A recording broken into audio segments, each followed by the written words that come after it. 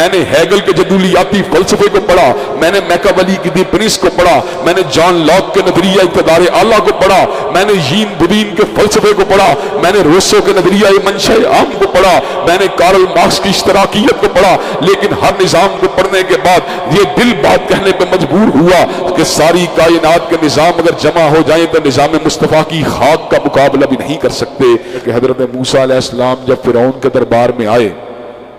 آپ کا اس کے ساتھ مکالمہ ہوا، تو اس مکالمے کے دوران فرعون نے اپنی قوم کو سیدنا موسیٰ علیہ السلام سے برگشتہ کرنے کے لیے ایک بڑا ہی پیچیدہ سوال کھڑا کر دیا، جس کا ذکر کبھی کبھار میں نے آپ کے سامنے پہلے بھی کیا ہے کہ اس نے یہ سوال کر دیا فما بال القرون الاولیٰ، کہ جو لوگ دنیا سے پہلے چلے گئے ہیں ان کے بارے میں آپ کی کیا رائے ہے۔ حضرات گرامی قدر وہ اس بات کو سمجھتا تھا کہ موسیٰ علیہ السلام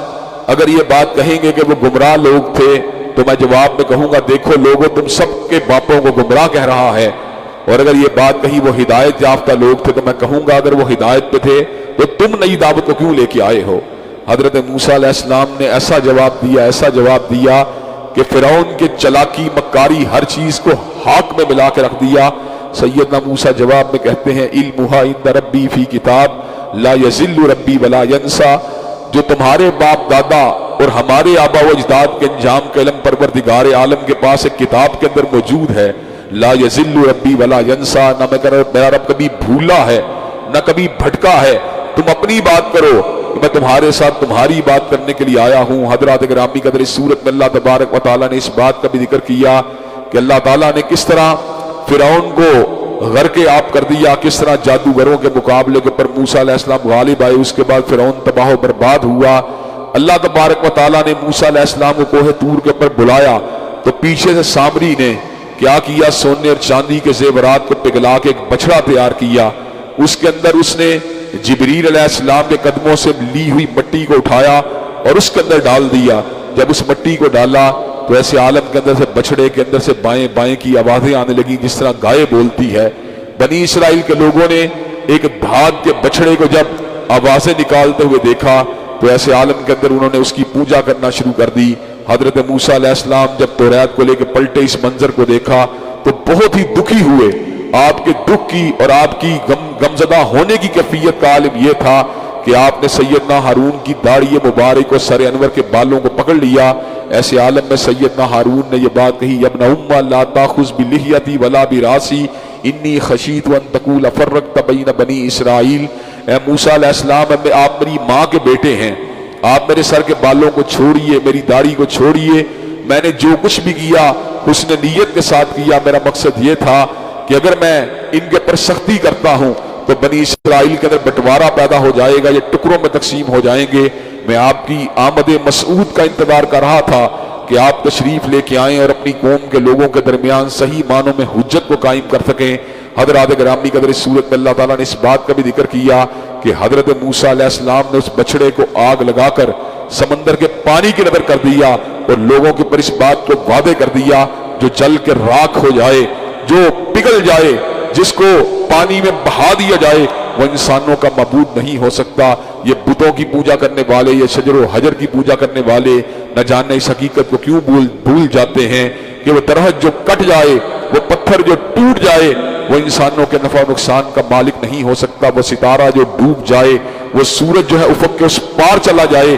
وہ انسانوں کے نفع و نقصان کا مالک نہیں ہو سکتا۔ انسانوں کے معبود ہونے کے حقدار اگر کائنات میں ہیں فقط وحدہ لا شریک لہ ہے، اللہ تبارک و تعالیٰ کی ذات کے علاوہ نہ کوئی نفع کا مالک ہے، نہ کوئی نقصان کا مالک ہے، نہ کوئی عبادت کا مستحق ہے۔ چنانچہ انسان کو جب بھی پوجا کرنی چاہیے اللہ وحدہ لا شریک لہ کی پوجا کرنی چاہیے۔ حضرات گرامی قدر اس صورت میں اللہ نے اس بات کا بھی ذکر کیا کہ حضرت رسول اللہ پہ اللہ نے اس وحی کا نزول فرما دیا کہ آپ یہ بات کہا کیجئے ربی زدنی علما، اے میرے پروردگار میرے علم میں اضافہ فرما۔ حضرات گرامی قدر علم میں اضافے کی دعا ہر انسان کو مانگتے ہی رہنا چاہیے، مانگتے ہی رہنا چاہیے۔ علم کوئی ایسی چیز نہیں جو 30 سال کی عمر میں مکمل ہو جائے، 40 سال کی عمر میں مکمل ہو جائے، 50-60 برس کی عمر میں مکمل ہو جائے۔ علم ایک ایسی چیز ہے، آگہی، شعور، حکمت، دانائی، کلام اللہ کی آیات، احادیث طیبہ کا شعور اور فہم ایک ایسی چیز ہے جو انسان کو قبر کی دیواروں تک حاصل ہوتی ہی رہتی ہے۔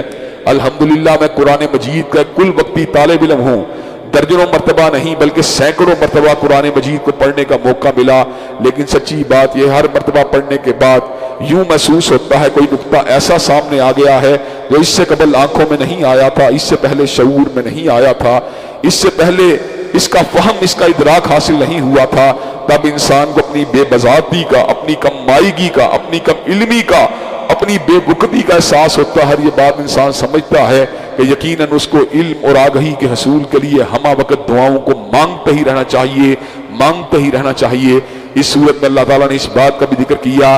जो अल्लाह तबारक व तआला की नादिल करदा वही के पैगामात से अपने चेहरे को मोड़ लेते हैं, उसको इग्नोर करते हैं, उनका इंजाम बड़ा ही खतरनाक है। मन आरज़ान ज़िक्री फ़इन्न लहू मईशतन ज़नका, अल्लाह तबारक व तआला फरमाते हैं जो मेरे जिक्र से अपने मुंह को मोड़ेगा मैं उसका जीवन तंग कर दूंगा। व नहशुरुहु यौमल क़ियामत यामा, और क़यामत के दिन उसको अंधा करके उठाऊंगा।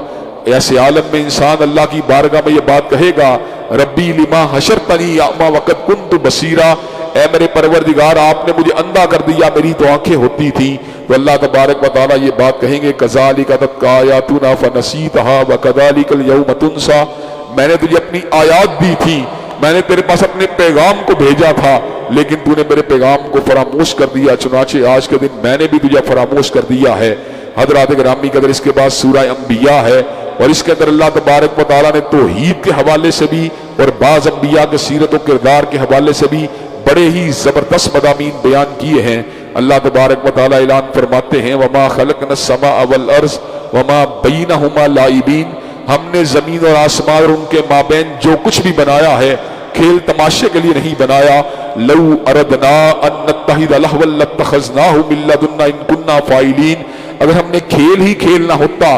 तो हम किसी और तरीके से भी ये काम कर सकते थे। ये क्यों बनाया गया है, ये सारी बज़म को क्यों सजाया गया है, ये दरख्तों के पत्तों को क्यों बनाया गया है, ये समंदर की लहरों को क्यों बनाया गया है, ये आसमान की ऊंची छत को क्यों बनाया गया है। अल्लाह तबारक व तआला फरमाते हैं, वमा खलक़तुल जिन्न वल इंसा इल्ला लियअबुदून, इंसान और जिन्नात को दर हकीकत अल्लाह ने अपनी बंदगी और अपने तारुफ और अपनी आगही के लिए बनाया है। जितना इंसान अल्लाह ताला की ज़ात के इस्तेहज़ार में, उसकी बंदगी में, उसकी मारिफत में तरक्की करता है, उतना ही दर हकीकत अपने मकसद ज़ीस्त को पहचानता है, अपने मकसद हयात को पहचानता है। हज़रात गिरामी कदर इस सूरत में अल्लाह ये भी इरशाद फरमाते हैं कि अंबिया रसूलुल्लाह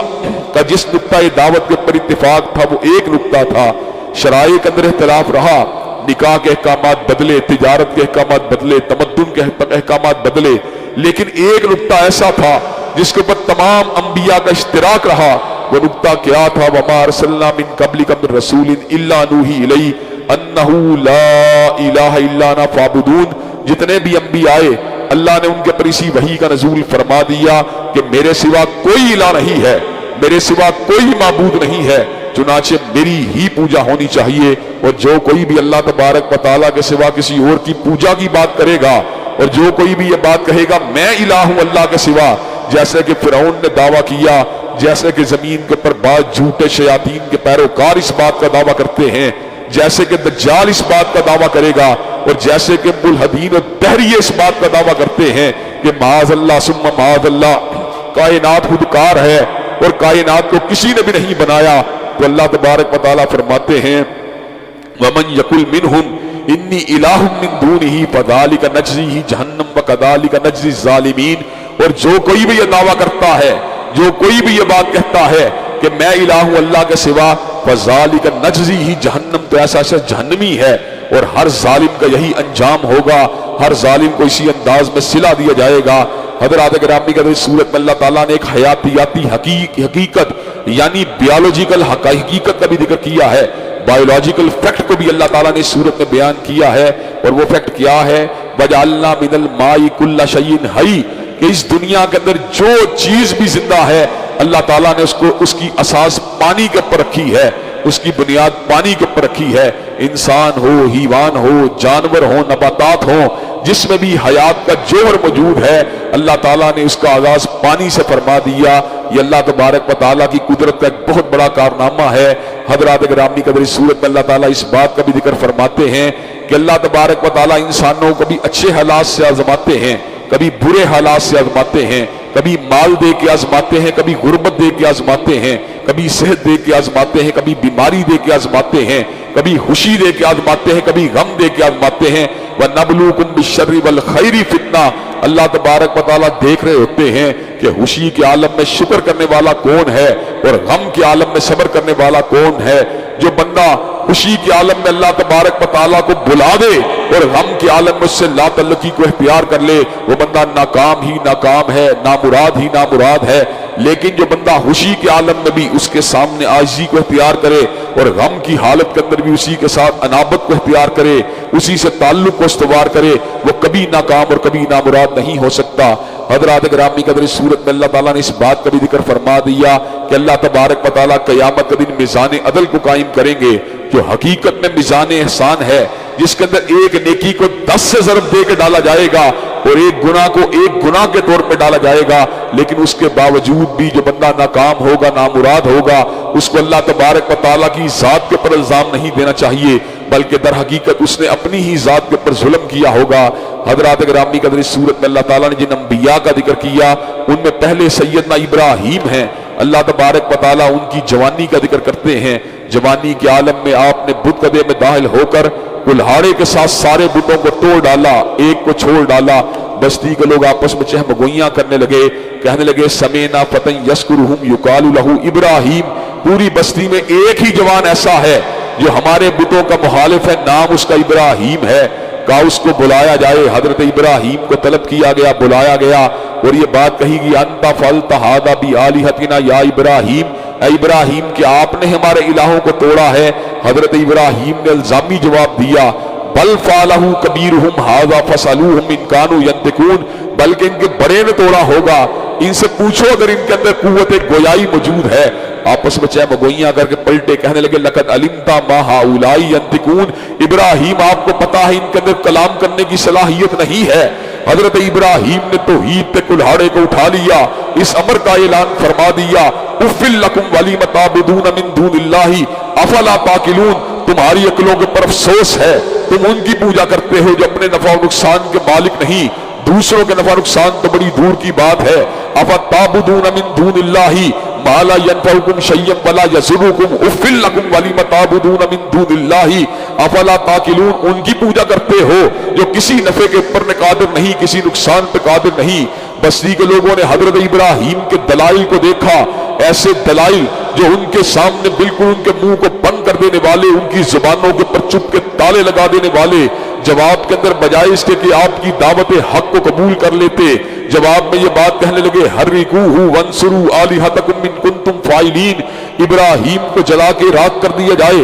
حضرت ابراہیم علیہ السلام کو چتا میں جب پھینکنے کی باری آئی، حضرت ابراہیم نے کہا حسبنا اللہ و نعم الوکیل، میرے لیے اللہ کافی ہے اور بہترین کارساز ہے۔ حضرات گرامی کے جس وقت حضرت ابراہیم نے الفاظ کہے، اللہ تبارک و تعالیٰ نے کیا کیا؟ دنیا اس وقت قانون طبیعیات کے زیر اثر ہے، فزکس کے قوانین کے زیر اثر ہے، لیکن فزکس کے قوانین کے پر بھی حکم اگر چلتا ہے، مالک کائنات کا چلتا ہے، اعجاز کی صورت میں یا کرامت کی صورت میں طبیعیات کے قوانین معطل ہو جاتے ہیں، اور ایسے عالم میں اللہ تبارک و تعالیٰ ہر کے عادت چیزوں کو ظاہر کر کے اس بات کو ثابت کرتے ہیں اللہ علی کل شیء قدیر ہیں اور فعال لما یرید ہیں۔ اللہ تبارک و تعالیٰ ارشاد فرماتے ہیں قلنا یا نار کونی بردن و سلاما علی ابراہیم، اللہ نے ارشاد فرمایا اے آگ تو ابراہیم کے پر ٹھنڈی ہو جا، مگر اتنی ٹھنڈی نہیں ہونا کہ اس کو سردی کا احساس ہونے لگے، اس کے لیے مہکتے ہوئے گلابوں کا گلستان بن جانا، اس کے لیے آرام دہ چمنستان بن جانا۔ اور اللہ تبارک و تعالیٰ فرماتے ہیں وَأَرَادُوا بِهِ كَيْدًا فَجَعَلْنَاهُمُ الْأَخْسَرِينَ، وہ ابراہیم علیہ السلام کے مکر کا ارادہ لے کے آئے، لیکن اللہ تعالیٰ نے ان کے سارے ارادوں کو آگ میں ملا کے رکھ دیا۔ حضرات گرامی کا اس صورت میں اللہ تعالیٰ نے سیدنا ایوب کی بیماری کا بھی ذکر کیا، لیکن جب سیدنا ایوب نے الفاظ کہے ربی انی مسنی الضر وانت ارحم الراحمین، اے میرے پروردگار مجھے تکلیف پہنچی ہے اور سب سے بڑے مہربانی کرنے والی آپ ہی کی ذات ہے، اللہ نے دعا کو قبول کر لیا۔ فکشفنا ما بہ من ضر،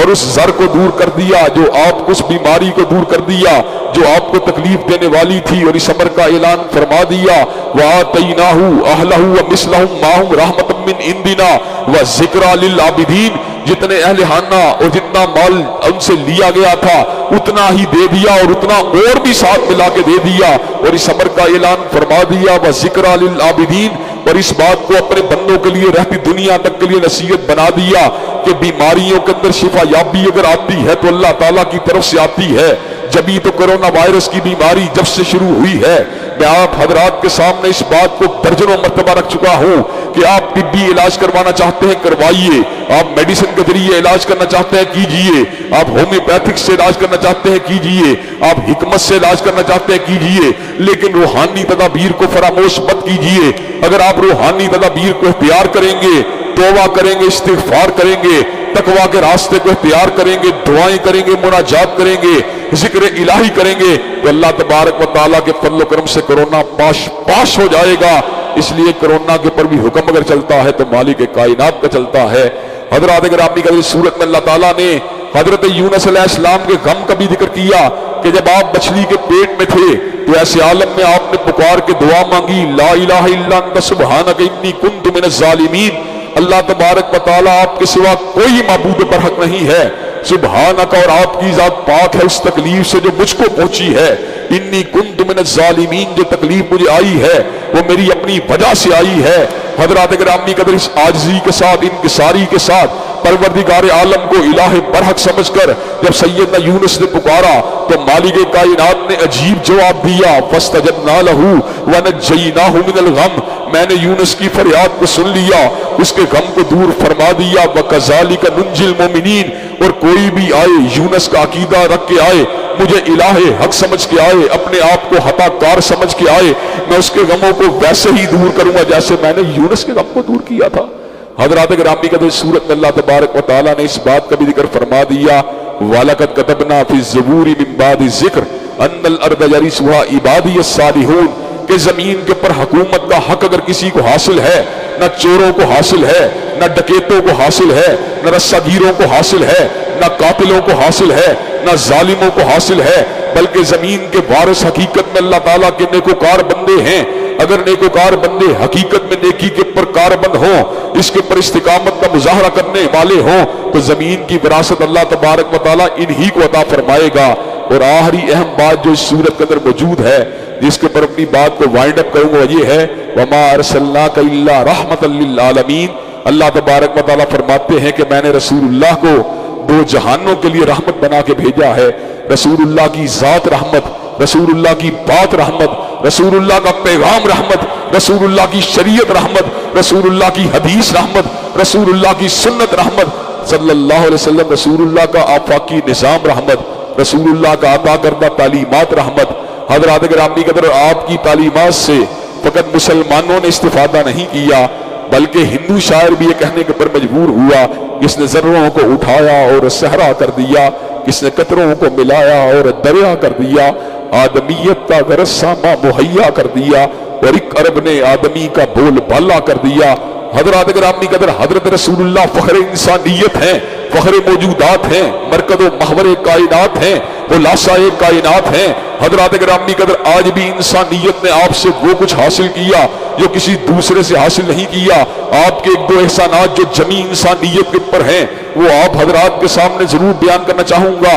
आज पूरी दुनिया के अंदर तलाक का कानून सिविल लॉस के अंदर अगर मौजूद है तो हजरत रसूलुल्लाह की तालीमात की वजह से मौजूद है। हजरत गिरामी कदर हिंदू मुआशरे के अंदर औरत को तलाक लेने की इजाजत नहीं है। मसीही मुआशरे की औरत अगर तलाक लेती है तो बाइबल के मुताबिक वो जानिया होती है, वो बदकिरदार होती है। लेकिन हजूर की तालीमात का असर है कि आज सिविल लॉस के अंदर मसीही औरत या हिंदू औरत अपने शौहर के साथ नाचाकी की वजह तलाक ले सकती है। ये तलाक का कानून अगर हासिल हुआ मुस्तफा अलैहिस्सलाम की वजह से हासिल हुआ। हजरत गिरामी कदर जब हजरत अकदस हजरत रसूलुल्लाह सल्लल्लाहु अलैहि वसल्लम अभी कायनात में जलवागर नहीं हुए थे, आपकी तालीमात हिंद में दाखिल नहीं हुई थी, तो हिंदू लोग अपनी माओ बहनों सौतेली औरतों के साथ निकाह कर लिया करते थे। लेकिन जब हजूर की तालीमात इस हित्ते में दाखिल हुई फिर हिंदुओं ने भी अपनी सौतेली माओ से निकाह करना छोड़ दिया, फिर हिंदुओं ने भी अपनी सौतेली बहनों से निकाह करना छोड़ दिया।